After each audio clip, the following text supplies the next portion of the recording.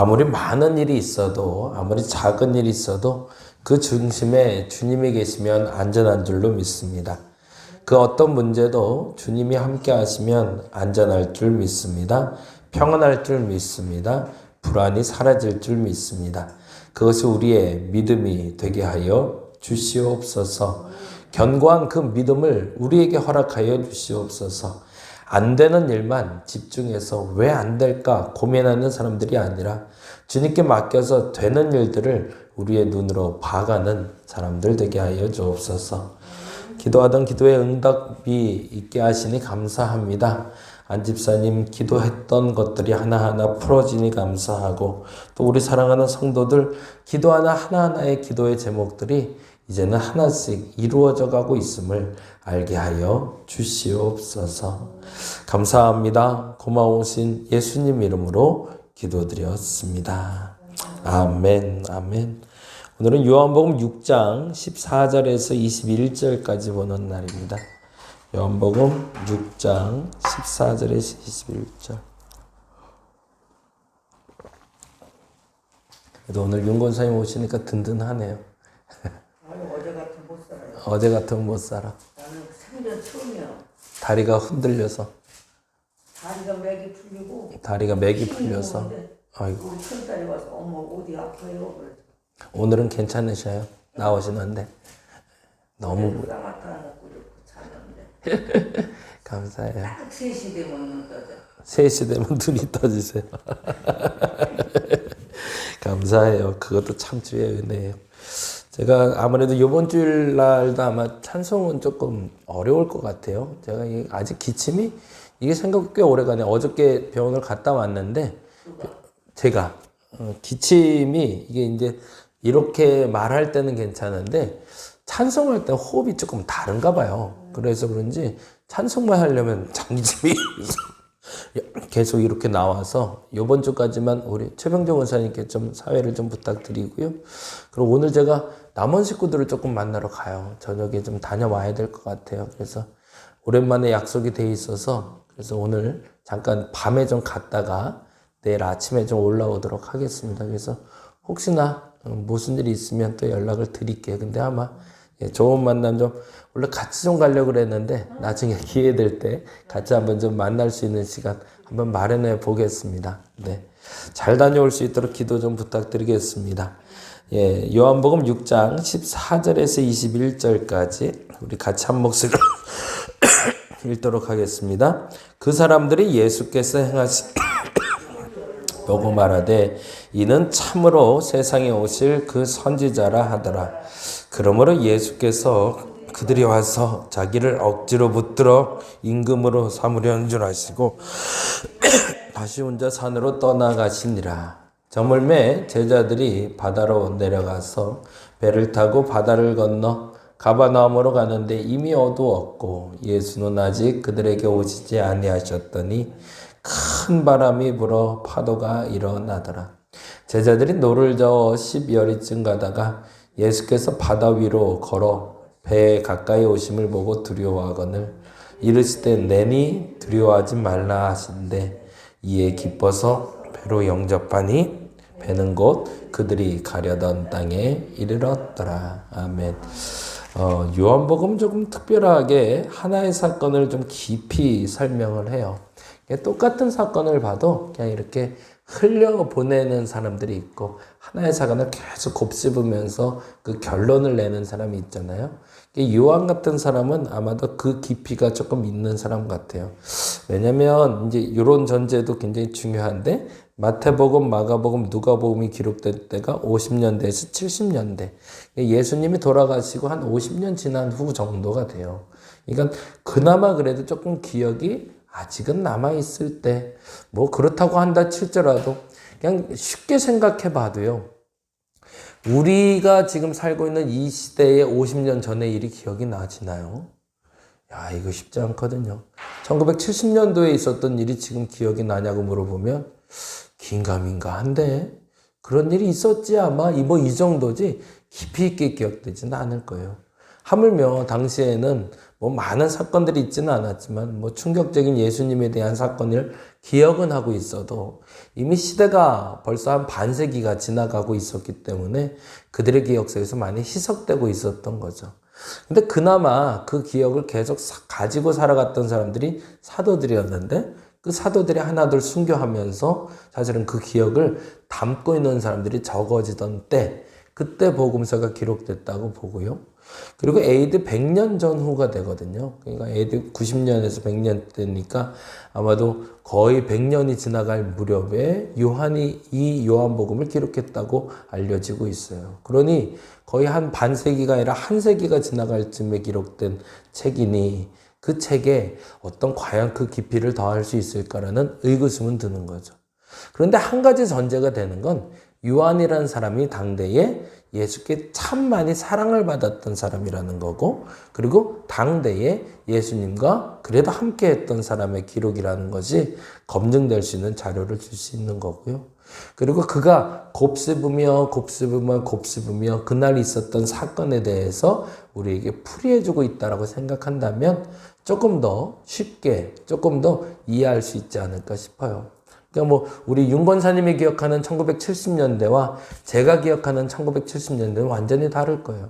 저는 굉장히 어렸을 때고 윤 권사님은 그래도 기억이 있었을 성인 때였으니까. 그리고 윤 권사님의 기억이 제 기억보다는 더 정확하다고 봐야겠죠. 왜냐하면 그 기억을 할 수 있는 연령대가 분명했고, 그리고 그것을 계속 반복해서 생각할 수 있는 시간이 훨씬 많았으니까. 요한복음에 그래서 5장은 38년 된 병자 얘기를 가지고 47절까지 얘기했다면 6장은 지금 5,000명을 먹인 사건을 가지고 풀어가는 과정으로 가요. 사실은 요한복음에서는 이 오병이어의 사건으로 성만찬까지 연결을 시키고 있어요. 그 얘기는 이제 나중에 좀 다뤄보고요. 근데 문제는 뭐냐면 예수를 바라보는 시선이 달랐다라는 걸 얘기하고 싶은 거예요. 예수님을 바라볼 때 이제 화요일날 성경 공부 때도 그 얘기했는데요. 크게 세 부류로 나타나요. 예수님이 메시아다, 그리스도다, 우리를 구원하러 오신 분이다 라고 인정하는 사람들이 나타나기 시작했다가 첫째. 그래서 제자들도 나타나기 시작했고 사람들 중에 구원자로 인정하는 사람들이 나타났는데, 두 번째 부류는 그래서 사람들이 모이니까 이 예수님에 대해서 핍박하는 사람들이 나타나는 거죠. 믿고 안 믿고의 문제가 아니라 그 정치 세력이 나를 해하게 할, 나에게 손해를 가져다 줄까 봐 불편해하는 사람들. 우리가 잘 아는 바리새인, 사두개인, 율법학자들, 서기관들, 이런 권력자들의 모임들이 나타나죠. 그래서 예수님을 괴롭히게 되는 거죠. 예수님이 하는 것마다 사사건건 트집 잡고 원망하고 그거 아니라고 자꾸 얘기하는 사람들이 나타나죠. 근데 또 하나가 나타나요. 긴가민가인 사람들. 이게 참 애매했는데 예수님을 정말로 우리의 구원자로 여기는 사람들이 생기는 반면에 병이 났던 사람들이나 이적을 체험한 사람들이나 그런 사람들이 있는 반면에 아예 예수님을 경멸하고 미워하는 사람들이 생겼고, 또 하나는 예수님이 우리의 구원자는 아닌데 정치적인 왕으로 오신 분으로, 그래서 정치적인 지도자로 삼고자 하는 사람들이 나타나기 시작합니다. 이게 아주 크게 세 부류죠. 근데 믿기는 믿는데 구원자로 믿는 것이 아니라 왕으로 믿는 사람들. 그래서 예수님은 오히려 더 괴로운 사람들이 누구냐면 나를 경멸하고 나를 괴롭히는 사람들이 아니라 나를 믿되 잘못 믿고 있는 사람들이 더 어려운 거죠. 이게 나를 따라다니긴 하는데 나를 따라다니는 그 사람이 나를 오해하고 쫓아다니니 그건 오히려 득보다는 더 실이 많은 거죠. 오늘 법은 사건도 그렇습니다. 오병이어 사건이 나타났어요. 5,000명이 앉아있는데 5,000명이 배불리 먹었대. 그냥 적당히 먹은 게 아니라, 그냥 건성 먹은 게 아니라 원 없이 넉넉하게 배불리 먹었어요. 그것도 보리떡 5개와 물고기 2마리로. 이건 충격적인 사건이거든요. 근데 이 충격적인 사건을 경험하며 사람들의 마음속엔 우리를 구원할 메시아가 오셨다, 우리가 구원받을 수 있겠다라는 생각이 드는 것이 아니라 백성들은 이렇게 생각했다는 거죠. 그게 바로 15절입니다. 14절, 15절인데 같이 한번 읽어볼게요. 사건은 13절부터니까 13절부터 보아도 되겠네요. 이에 거두니 보리떡 5개로 먹고 남은 조각이 12바구니더라. 그러니까 먹는 것도 배부른 것도 충분한데 심지어 남았더라라고 나온단 말이에요. 근데 그 다음에 그들의 반응이 중요하죠. 그래서 14절에 이렇게 반응하는 거죠. 그 사람들이 예수께서 행하신 이 표적을 보고 말하되 뭐래요? 이는 참으로 세상에 오실 그 선지자다 라고 얘기하는 사람들이 있었다는 거예요. 근데 또 하나 15절 선지자다 라고 얘기하면 그리고 나서 우리를 저 하늘 하나님의 나라로 이끄실 구원자다 라고 얘기했으면 좋았을 텐데 그게 아니라 15절에 보면 이렇게 얘기했대잖아요. 그러므로 예수께서 그들이 와서 뭐래요? 자기를 억지로 붙들어 뭐 한대요? 임금으로 삼으려는 하셨대요. 이게 문제가 되는 거죠. 그러니까 예수님을 믿는 사람들이 예수를 선지자로 여기고 우리를 저 하늘나라로 인도하실 구원자로 본 것이 아니라 뭐로 봤다는 게 왕으로 봤다는 거죠. 정치적인 지도자로 보려고 하니 그때 예수님 한 행동이 이렇습니다. 임금으로 삼으려는 줄 아시고 다시 혼자 산으로 떠나가셨대. 예, 그래 봐야 이렇게 나를 믿어봐야 아무 소용없는 걸 아니까. 그리고 우리가 전제를 굉장히 참 중요시하고 해야 되는데 우리 교회 사람들이 많아졌으면 좋겠어요. 저도. 근데 잘못 믿는 사람들이 많아지면 아무 소용이 없어요. 10명이 모여도 진짜 예수님을 잘 믿는 사람이 모여야 진짜 교회인 거죠. 근데 각자 자기 생각대로 예수를 믿어요. 각자 자기 생각대로. 그래서 각자 자기가 원하는 것을 얻고자 온단 말이죠. 그리고 나서 그 결과 때문에 그 결과가 얻어지지 않아서 실망하고 그 결과가 잘못된 방법으로 얻어져서 좋아한단 말이에요. 그건 오히려 더 큰 문제가 되더라는 거죠.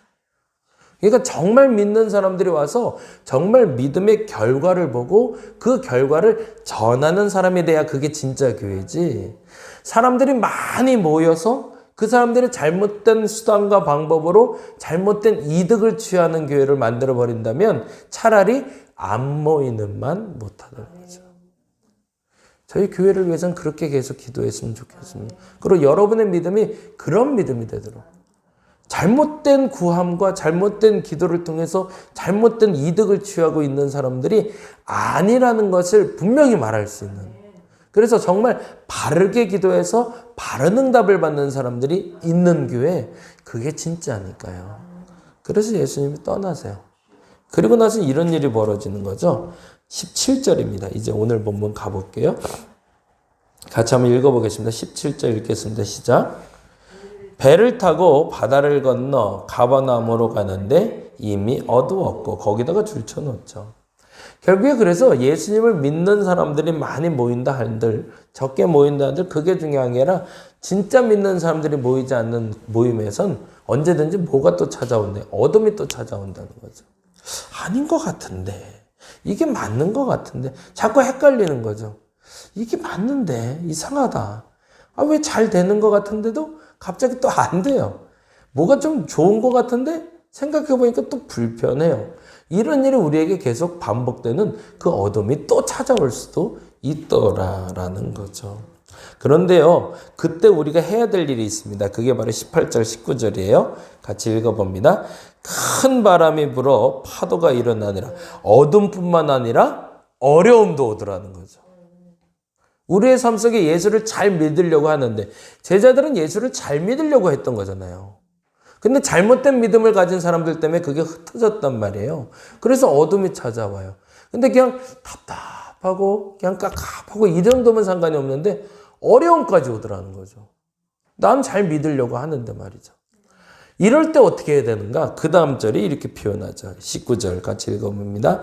제자들이 노를 저어 12여리쯤 가다가 거기다 줄쳐놓은 제자들이 노를 저어 12여리쯤 가. 그러면 그 어려움과 그 어둠 가운데 우리는 뭘 해야 되는가? 스스로 할 수 있는 최선을 다해야 된다는 겁니다. 예수님의 방법은 아니었어요. 근데 내가 할 수 있는 방법이 있어요. 어부였기 때문에 어둠이 오고 어려움이 와도 지금 이 배를 노을 저어서 앞으로 가지 않으면 더 큰 일이 발생할 걸 알고 있기 때문에 그들은 열심히 노를 저었던 거죠. 이 밤이 새벽 3시경이라고 그래요. 그러니 이 새벽 3시경이면 자포자기할 수 있는 시간대거든요. 아, 이거 어떡하지? 큰일 났네. 불안해하고 말 수도 있는 시간대인데 그 시간대에 그들이 노를 젓고 있었다는 거죠. 예수 믿다가도 나는 잘 믿고 싶은데 그 누군 때문에, 다른 사람 때문에, 오히려 상황 때문에 어려움이 올 수가 있어요. 그리고 어둠이 찾아올 수가 있어요. 모든 사람이 똑같이. 그래서 바닥이 상승곡선을 그리는 듯 하다가도 바닥으로 또 내려갈 때도 있어요. 그때 뭘 해야 되냐는 거죠. 내가 할 수 있는 최선을 다하라는 겁니다. 특별한 방법이 아니에요. 그냥 내가 할 수 있는 최선이에요. 그것만 하면 된다는 거예요. 그러면 그 다음에 이렇게 얘기하시죠. 다시 한번 19절 읽어볼까요? 제자들이 노를 저어 12여리쯤 가다가 그 다음 뭐래요? 예수께서 바다 위로 걸어 거기다가 줄쳐놓죠. 나는 어둠과 어려움 가운데 내가 할 수 있는 최선을 다하면 예수님은 예수님의 방법으로 내게 찾아오신다는 거예요. 그 방법은 예측할 수가 없어요. 때로는 심지어 예수님이 물 위를 걸어서도 오시기도 한다라는 거예요. 이 방법을 우리가 예측할 수는 없지만 대신 전제가 있죠. 어려움이 있다고, 어둠이 찾았다고 포기하는 사람에겐 예수님이 찾아오질 않으세요. 어려움이 있다고, 어둠이 있다고 여겨진다 할지라도 내가 할 수 있는 최선을 다하는 사람에게 예수님이 원하는 방식으로 찾아오신다는 거예요. 그러면 문제가 해결되는 거죠. 그러면 이건 공식과 같은 신앙생활인 거죠. 모든 신앙생활을 하다가도 어려움이 와요. 어떤 사람에게도 어둠이 와요.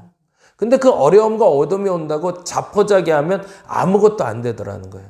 근데 어려움과 어둠이 왔을 때 그것이 비록 내가 잘못한 게 아니고 그 누군가 탓 때문에, 누구 때문에 찾아오는 어둠이든 어려움이든 상관없이 그 어려움과 어둠 가운데 내가 할 수 있는 최선으로 내 자리를 내가 지켜내고 있다면 그것을 우린 기도라고 부르는 거죠. 그래서 어려워도 기도하는 겁니다. 어두워져도 기도하는 겁니다. 답답해도 기도하는 거죠. 기도가 안 되는데 기도하는 거죠. 기도할 줄 모르겠는데 그래도 기도 자리에 나오는 거죠. 왜? 그게 내가 할 수 있는 최선이니까. 그거 외엔 다른 방법이 없으니까. 내가 지금 기도라도 안 하면 답이 없으니까. 근데 그렇게 기도하러 나온 자에게 예수님이 당신의 방법으로 찾아오신다는 겁니다. 그게 물을 걸어서 오시던, 하늘을 날아서 오시던, 기적으로 보이시던, 환상으로 보이시던, 아니면 한 사람의 모습으로 오셔서 내 어깨를 다독이시던 상관없이 그 방법은 내가 알 수 없지만 그 자리를 지키고 있는 자에게, 그 자리에서 그 어둠을 어떻게든 벗어나려고, 그 어려움을 벗어내라고 애쓰는 자에게 예수님은 당신의 방법으로 직접 우리에게 찾아와 주신다는 겁니다. 그리고 이렇게 하시는 거죠. 20절, 21절 같이 한번 읽어볼까? 20절 이르시되 내니 두려워하지 말라. 거기다 줄쳐놓죠. 내니 두려워하지 말라. 그리고 우리에게 얘기하십니다. 이제 내가 왔으니 뭐 하라고요? 두려워하지 말라. 너의 그 애씀을 내가 보았고 어려움을, 어두움을 벗어나려는 그 노력을 내가 보았고 이제 내가 왔으니 두려워하지 말라. 그리고 이렇게 얘기하십니다. 21절 같이 읽어봅니다. 이에 기뻐서 거기다 동그라미 넣고요. 이에 기뻐서 동그라미 배로 영접하니 영접에 동그라미에 넣고요. 그리고 배는 곧에 동그라미에 넣고 그 다음에 그들이 가려던 땅에 이르렀더란 줄쳐 넣고요. 어둠과 어려움 가운데 내가 할 수 있는 최선, 내가 기적을 일으킬 수도 없고 내가 상황을 변화시킬 수도 없고 내가 환경을 바꿀 수도 없지만 내가 할 수 있는 최선의 노를 저었던 그들에게 예수님은 무리를 건너 자신의 방법으로 찾아오셔서 두려워하지 말라 하시니 그때 어떤 일이 벌어졌대요? 제자들이 기뻤대요. 아멘. 그러면 그 사람에게 하나님이 기쁨을 주실 겁니다. 그리고 그 사람을 영접하는, 예수님을 영접하는 이에게 예수님은 어떻게 하신대요? 곧 그 즉시 예수님을 만난 그 즉시 어떻게 된대요? 그들이 가려던 땅에 이르게 하신대요. 그 역사가 저와 여러분에게 오늘 나타나길 간절히 바랍니다. 어려워요. 어둡고요. 답답하고요. 뭘 해야 될지 모르겠어요. 그때 뭐 하는 거죠? 그냥 내가 할 수 있는 최선을 다하는 거예요. 그게 하나님을 믿는 자들에게 주신 가장 큰 특권이 그래서 말씀 보게 하시고 그래서 기도하게 하시는 거죠. 그래서 말씀 보고 기도하다 보면 뭔 일이 벌어진대요? 내가 기적을 일으킬 수는 없어요. 내가 능력을 나타낼 수는 없어요. 그냥 내가 할 수 있는 기도와 말씀 보는 일에 전념하는 거죠. 그러다 보면 예수님이 기적적으로 찾아오신다는 거죠. 그리고 찾아오신 그분을 영접하는 자에게 곧 그가 가려던 길로 가게 해주신대요. 그 믿음의 역사를 오늘 기대하고 다시 한번 기대해 봅니다. 그리고 기도해 봅니다. 그래서 그 기도에 응답이 있는 저와 여러분 되시기를 간절히 바랍니다. 기도하겠습니다. 기도할 수 없어서 기도합니다. 답답해서 기도합니다. 해결이 안 돼서 기도합니다. 그래서 오늘도 주 앞에 고개를 조아려 봅니다. 주여 응답하여 주시옵소서. 곧 우리에게 오셔서 우리의 가려던 땅에 이르게 하여 주시옵소서. 감사합니다. 고마우신 예수님 이름으로 기도드렸습니다. 다 같이 기도하고 돌아가겠습니다.